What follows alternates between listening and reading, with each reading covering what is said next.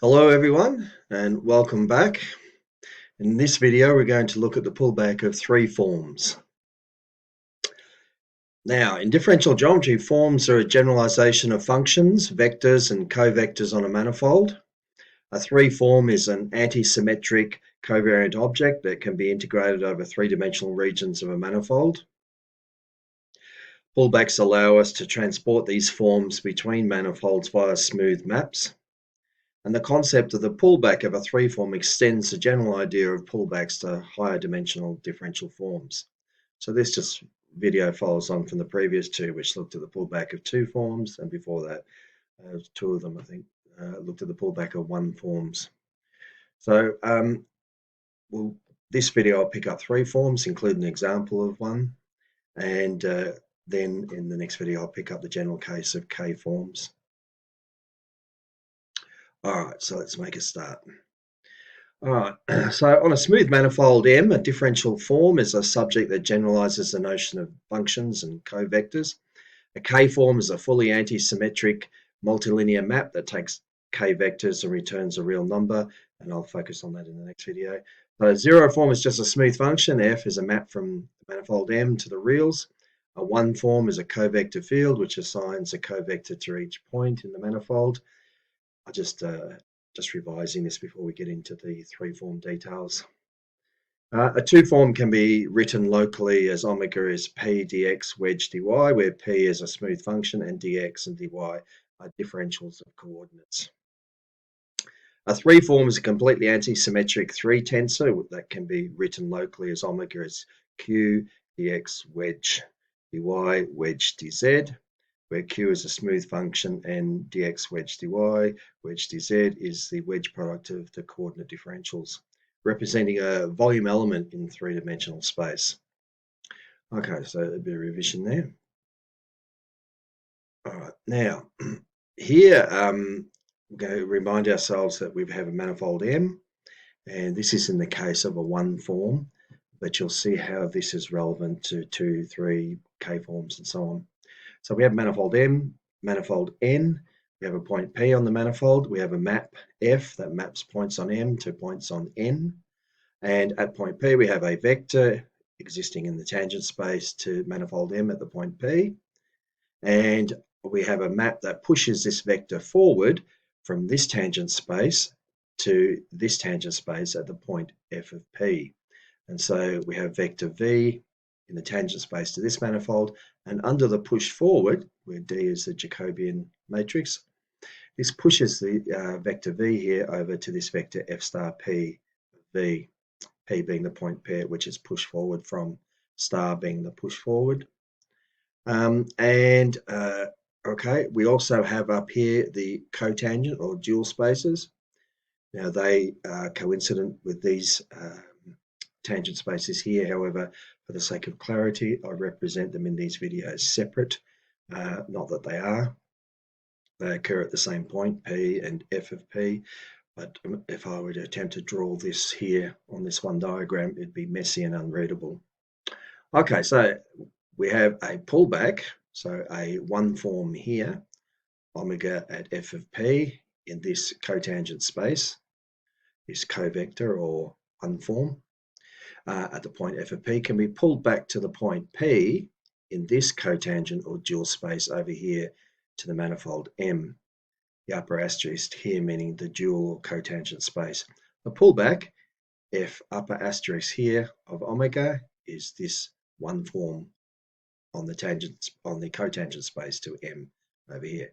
So that's the effective pull. So the push forward occurs under the map F. All right, but we also require this map F to give us the pullback as well. Okay, that's been the subject the last couple of videos, and we'll continue that with this one as well. So that's just reminding you of the case of a one form, and you'll see how that applies shortly to higher forms. All right, so definition of pullback, let M and N be smooth manifolds. Just think of the diagram in the previous slide.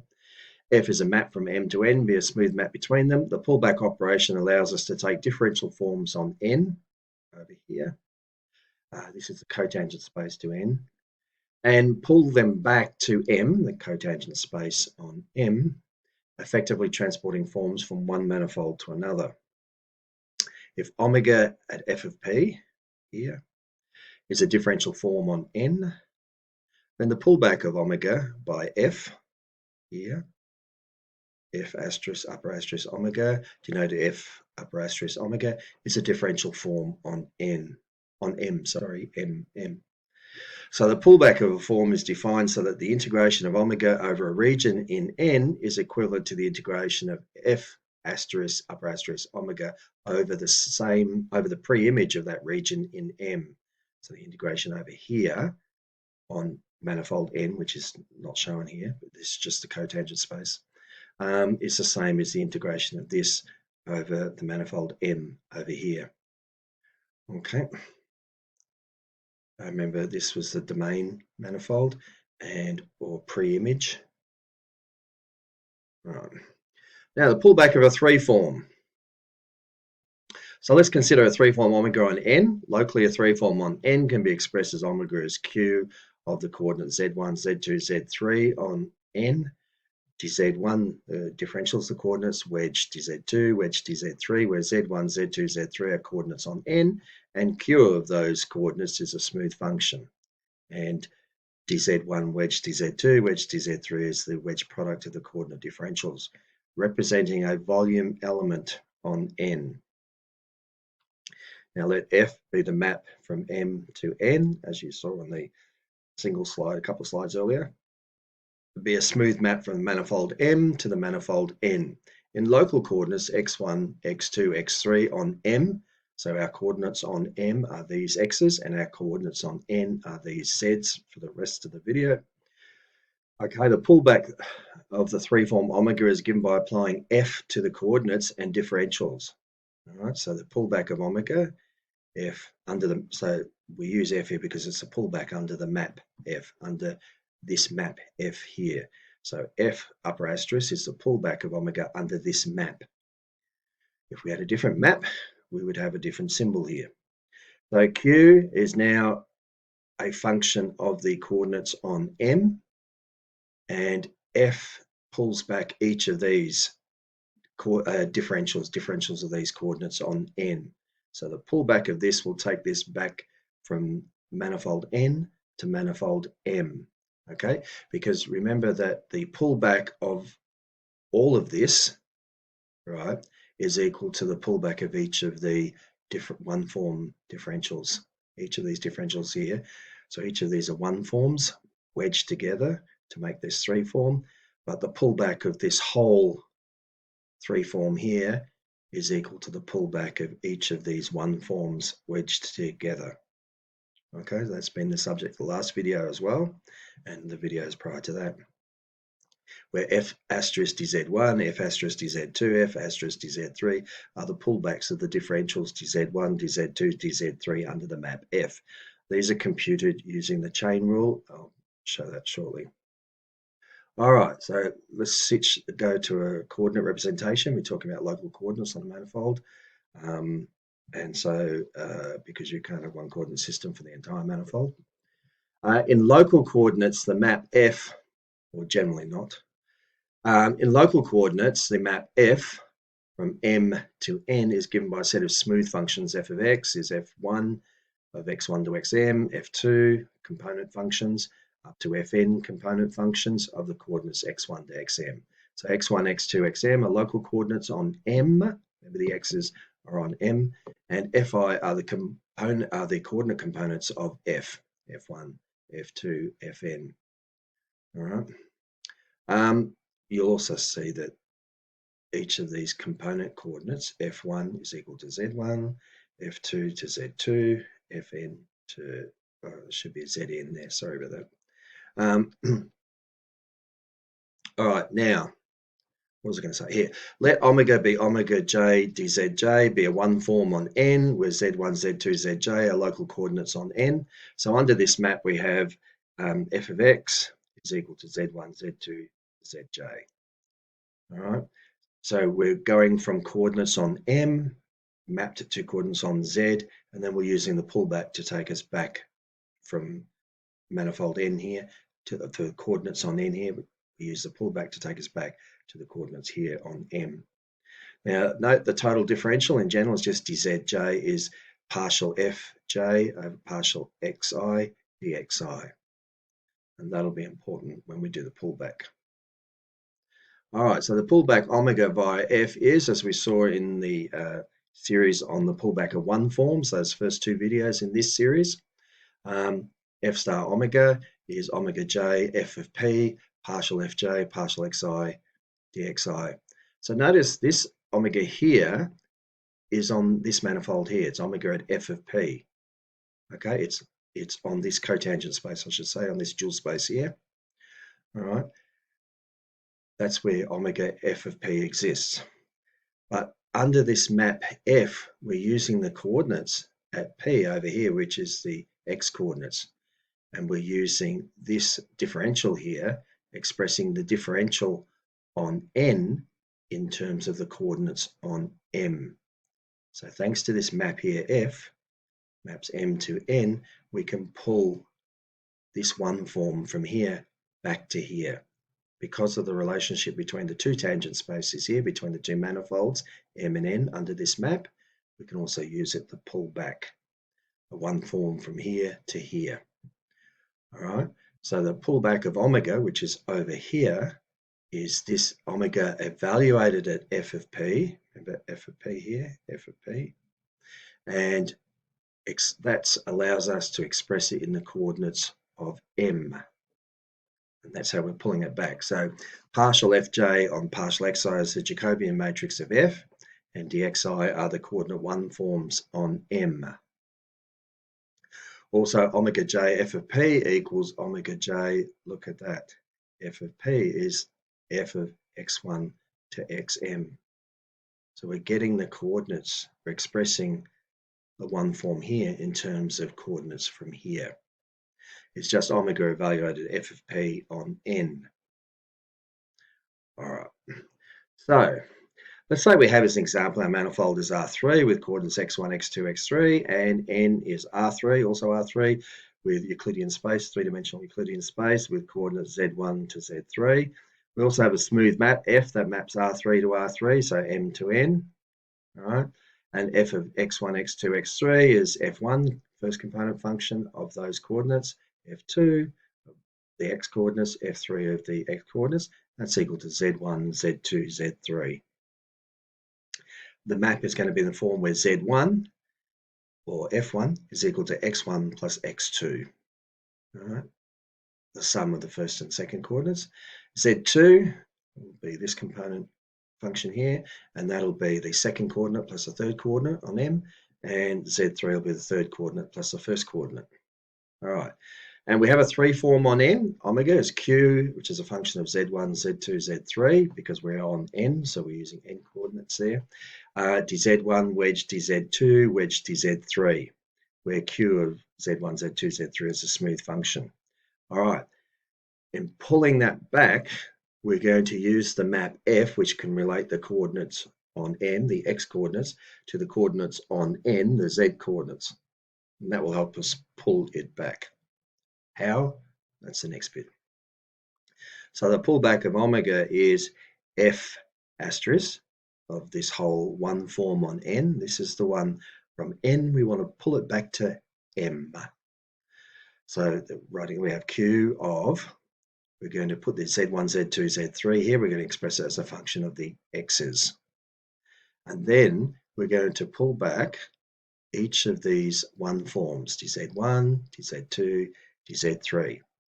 They're wedged together. These are wedged together.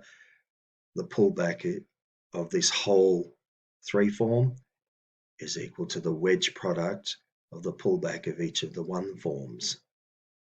Okay, and we've been doing pullbacks of one forms for the last couple of videos, ever since we started looking up the pullback of one forms.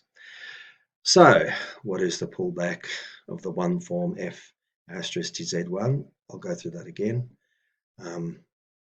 But you can see it doesn't matter whether we go up from one form, two forms, three forms, four forms, k forms. We're going to have the pullback of the whole form. That's however many wedges, however large the wedge product is. In this case, we've got a three form. It's just going to be the pullback of each of the individual one forms in that wedge product.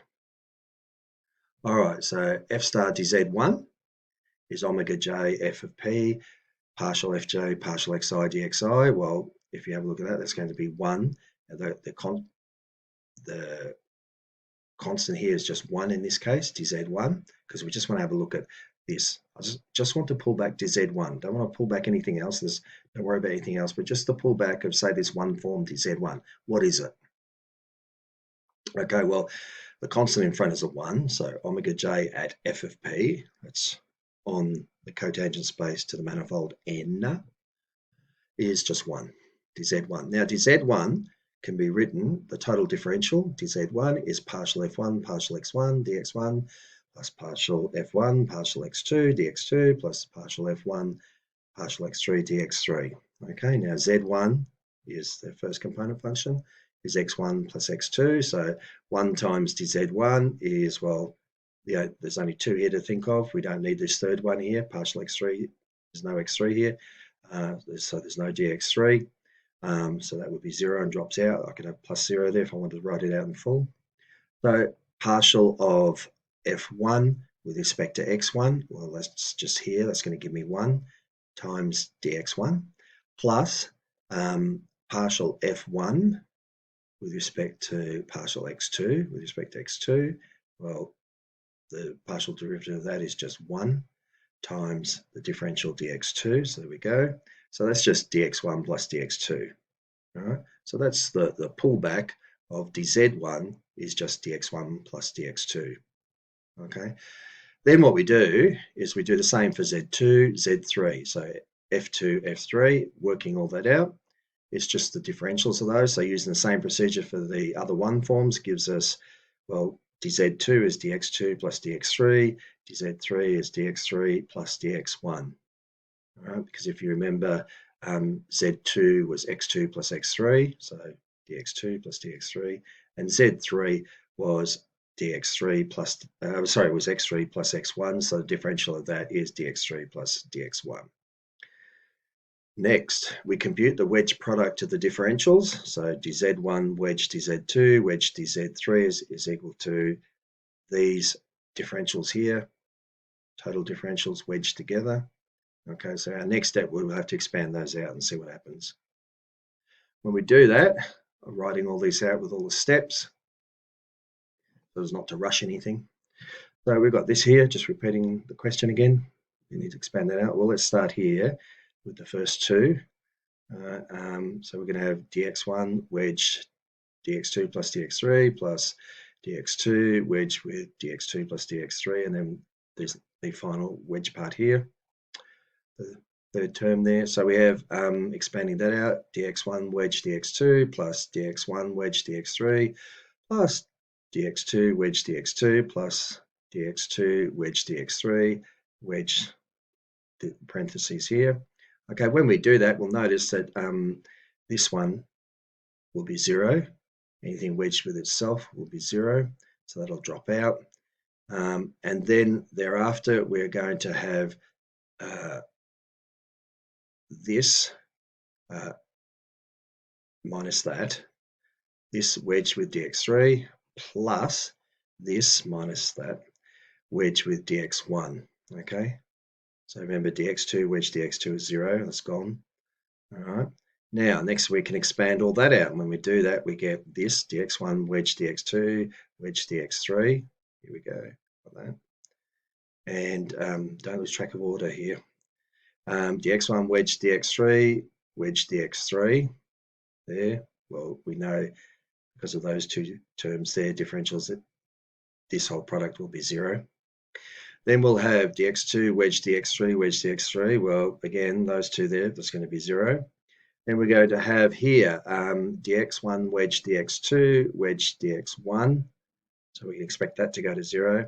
And then dx1 wedge dx3 with dx1. Well, you can expect that to go to 0 because of dx1 there. And then we'll have dx2 wedge dx3 wedge dx1 here.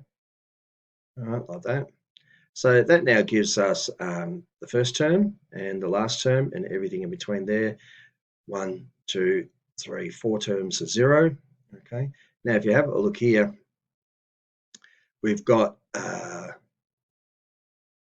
at the end here, we've got, now just in this line here, I've got dx2 wedge dx3 wedge dx1.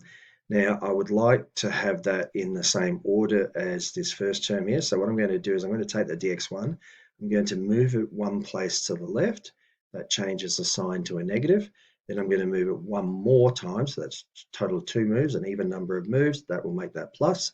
So I end up with a plus here, and that's how I've got the plus. dx1 wedge dx2 wedge dx3. I now have 2 of these terms, so I've got a 2 out here. All right, that's how that's come about. Just a reordering of terms here, but you have to take account of the sign when you do that. Next one. So the pullback of the 3-form omega is f star f asterisk of omega is q of f of x1, x2, x3, the coordinates on the first manifold, on the pre-image manifold, times 2 times that wedge product. Thus, the pullback 3-form is scaled by a factor of 3. No, it's not. It's a factor of 2. My fault. Sorry. I should have 2 there. That's an error. Sorry, people. This here is a 2, not a 3. It's 2. Sorry, I missed that in the proofreading. Sorry. That 3 there should be a 2. It's just a 2 here. And expressed in terms of the local coordinates x1, x2, x3 on M with q of f of x1, x2, x3, reflecting the transformation of the function q under the map f. Don't forget, people, remember this is a factor of 2. My apologies there. All right, so geometrical interpretation. The pullback of a 3-form corresponds to how volumes transform under the map F. In this example, the volume element dz1 wedge dz2 wedge dz3 and the z1, z2, z3 coordinates is transformed into the volume element of dx1 wedge dx2 wedge dx3 in the x1, x2, x3 coordinates and is scaled by a factor of 2, not 3. 2, people, sorry about that. 2 goes there. Frustrating, these things get missed in the, I think I proofread things and I miss them. Sorry about that. That's a 2 there. This scaling factor reflects how the geometry of the volume changes under the mapping F. All right, well, there we go. That's it. We've finished with that one. I hope that's useful to people, and I hope my explanation of things is clear, notwithstanding the little problem with the factor of 3 earlier on the last slide, which should be a 2. Frustrating these things are. I hope you found that interesting and useful and explanatory. I hope it helps you in some way. If you like the video, please do hit the like button, and if you will, please subscribe. I greatly appreciate that. Well, thank you very much for watching, and I'll see you in the next video where I'll deal just the case of the K-form and an example or 2 in that. All right, thank you very much, everyone. Take care. Bye.